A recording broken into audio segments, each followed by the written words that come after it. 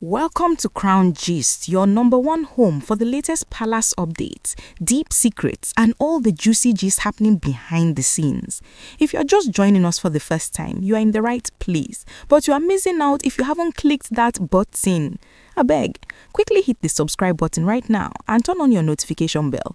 Join the family so you can be the first to know when the gist is still steaming hot.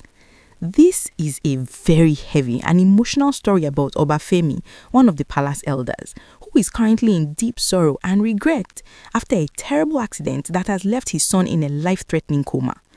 Oba Femi is confessing everything.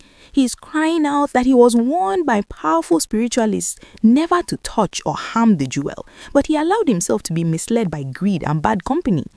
Now, as his family faces calamity, he is begging for a second chance, realizing that the jewel is truly protected by a higher power and that anyone who fights her is fighting against God himself.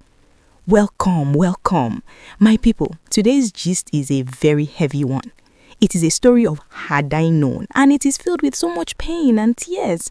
I want you to listen closely because there are many lessons to learn from what is happening in the palace right now. As we speak, the atmosphere around Oba Femi's house is like a graveyard. Information just reaching us is that Oba Femi is crying like a small baby who lost his mother. He is shouting, "I was supposed to have paid the price and let my son go. I was supposed to be the one to suffer, not my innocent boy." The news is very bitter. We heard that while the wife, the daughter and the sister-in-law are slowly recovering from that terrible accident, the son, young Tokumbo, is in a very deep coma. Doctors are fighting to save his life, but the boy is just there, not moving, not talking. Oba Femi is losing his mind. He is opening his mouth to tell anyone who will listen that he is not a wizard and he doesn't have witchcraft. He is confessing that he allowed himself to be misled into a spiritual trap that he should have stayed far away from. He is asking himself, why did I get involved? Why did I join them to fight a battle that was not my own?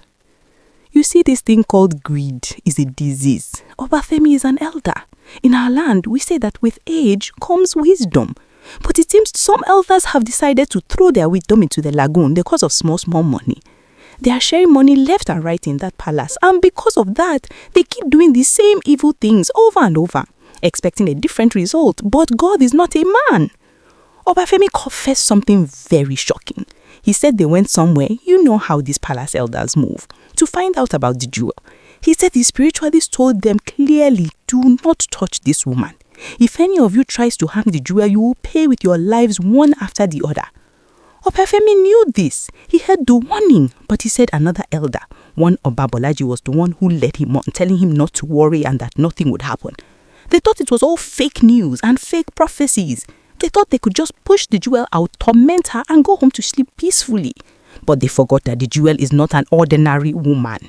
People who know the jewel know her secret. She does not talk much. She does not shout or trade insults with her enemies. Her own weapon is her knees. When she goes on her knees to talk to her God, things happen in the physical realm. The jewel had warned them before. She told them, do not make me go on my knees. I am not afraid of any of you. I have a God who can do exceedingly and abundantly above what you can imagine. She told them that her silence is not fear. She is a woman of peace who avoids trouble at all costs. But these people took her quietness for granted. They thought they could run her over like a piece of cloth. But when she returned from Ibadan, her spirit was different. She told them cleanly, if I go on my knees to report you to my father, all of you will regret the day you were born. I don't know if she has prayed that prayer yet, but look at what is happening. The Bible says, touch not my anointed and do my prophet no harm. And whether people like it or not, the jewel is carrying a heavy grace. You cannot play with fire and not get burnt. My heart is heavy for that boy Tokumbo. I am not happy that he is in a coma. We are not celebrating this at all because the child is innocent. But even the father Oba Femi is saying that it should have been him. He's crying that he wants to trade places with his son. He's realizing that they have been tormenting the great lion for too long. The great lion just wants to love his wife. He chose love over tradition. Is he not a human being? Why can't he drink water and drop his cup in peace? But no, these elders want to dictate how he should live his life and who he should love. They have been tormenting the man, trying to destroy his happiness because of their own selfish interests. Oba Femi is now begging God for a second chance. He is promising that if God can just wake his son up and give him another opportunity, he will never meddle in palace politics again. He said his wife warned him. His wife told him to stay away from the evil groups in the palace, but the pressure to belong to those palace courts was too much. But why join the evil ones when there are many upright and good elders in that same palace? It is because birds of a feather flock together.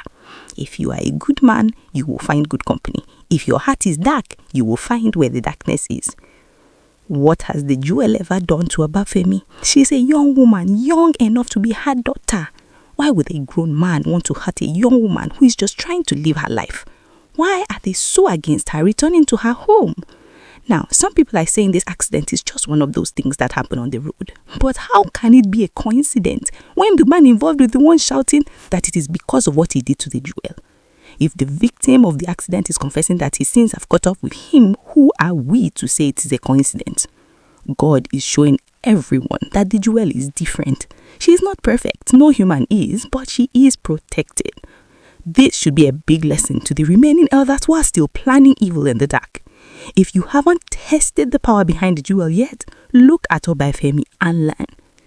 As we speak, Oba Femi is a broken man. His house is full of sorrow instead of the joy he expected from his palace deals. We are watching the situation closely to see if the boy will come out of this coma. It is a very sad situation, and we can only hope that this ends a cycle of hatred in the palace. Please remember that all this information is based on the report and rumors making the rounds on social media and palace circles. We are bringing it to you as we hear it. What do you think about Oba Femi's confession? Do you think the other elders will stop their plans now, or is their heart too hardened to change? Let's talk in the comments. Would you like me to keep a close eye on the hospital report and bring you the update if the boy finally wakes up?